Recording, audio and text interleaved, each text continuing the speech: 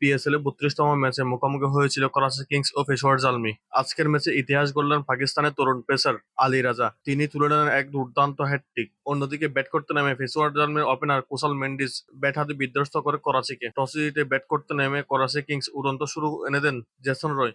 তিনি মাত্র ৫১ বলে ৮৫ রানে এক বিধ্বংসী ইনিংস খেলেন। তার সঙ্গে আরেক ওপেনার ডেভিড ওয়ার্নার তেমনটা ভালো শুরু করতে পারেনি। এর পরপরই ম্যাচের হাল ধরেন wicket keeper batsman Azam Khan. ১৯ বলে ৩৫ রানে এক দুর্দান্ত ইনিংস খেলে দারুণ একটি লক্ষ্য এনে দেন। কিন্তু শেষ দিকে পেশোয়ার জামিন বোলাররা করাচিকে চেপে ধরে শেষ দিকে এসে ম্যাচের আকর্ষণ করে নেন পাকিস্তানের তরুণ বোলার আলী রাজা। আলী রাজা ইনিংসের শেষ বল করতে এসে ৩ বলে ৩ উইকেট নিয়ে পিসিএল ইতিহাসের সর্বকনিষ্ঠ বোলার হিসেবে হ্যাটট্রিক পূর্ণ করেন, যার ফলে করাচি কিংস ৯ উইকেট হারিয়ে ১৮২ রানে আটকে যায়। ১৮৩ রানের লক্ষ্যে ব্যাট করতে নেমে বাবর আজম ও জ্যাম বিন্স ভালো শুরু করেন। তারা দুজনে মিলে করেন ৩৭ রানের এক পার্টনারশিপ। বাবর আজম ১৯ বলে ২৫ রানে উইকেট হয়ে গেলে এরপর ম্যাচের হাল ধরেন কুশল মেন্ডিস।